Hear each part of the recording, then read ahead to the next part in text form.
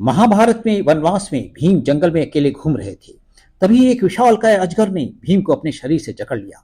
वैसे भीम में 10,000 हाथी का बल था, फिर भी भीम अजगर का स्पर्श होते ही तुरंत बेहोश हो गए, क्योंकि अजगर को ऐसा वरदान मिला था। भीम के पूछने पर अजगर ने बताया कि वे भीम के पूर्वज राजर्षि नहुष हैं।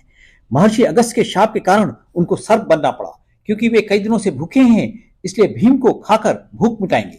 यद्यपि भीम उनके वंशज हैं। इधर भीम को ना आया देखकर युधिष्ठिर उनको खोजते खोजते अजगर के पास पहुंच गए। अजगर नहुष ने बताया कि उनको यज्ञ तपस्या से तीनों लोगों का राज्य मिल गया था, परंतु अहम के कारण उन्होंने मुनियों से अपनी पालकी ढुलवाई। महर्षि अगस्त को नहुष ने लात मारी। अगस्त ने नहुष को श्राप दे दिया। अजगर ने युधिष्ठिर को कहा कि यदि वे नहुष के प्रश्नों का ठीक उत्तर देंगे, वे भीम को छोड़ देंगे। नहुष ने पूछा कि ब्राह्मण कौन है और उसके जानने योग्य तत्व क्या है। युधिष्ठिर ने कहा कि जिसमें सत्य, दान, क्षमा, सुशीलता, क्रूरता का भाव, तपस्या, दया ये सद्गुण हो, वही ब्राह्मण है। युधिष्ठिर फिर बोले, जानने योग्य तत्व तो परम ब्रह्म ही है, जो दुख और सुख से परे हैं तथा जहां पहुंचकर अथवा जिसे जानकर मनुष्य शोक के पार हो जाता है। नहुष ने पूछा कि यदि ये सद्गुण शूद्र में हो तो क्या होगा। युधिष्ठिर ने कहा, यदि शूद्र में सद्गुण हो तो वह भी ब्राह्मण कहलाएगा, क्योंकि कर्म और गुणों से ही ब्राह्मण कहलाता है, न कि जाति से।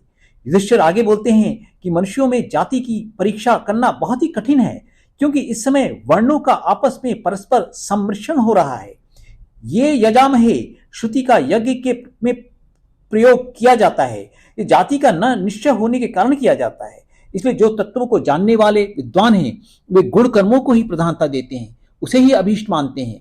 इस तरह अजगर नहुष के प्रश्नों का विद्वान युधिष्ठिर ने बहुत सुंदर उत्तर दिया, जिससे प्रसन्न होकर अजगर नहुष ने भीम को अपने पास से छोड़ दिया और उनके प्राण बच गए। साथ ही युधिष्ठिर के संपर्क और संवाद से नहुष सर्प योनि से छूट गए और पुनः स्वर्गलोक चले गए। फिर मिलेंगे।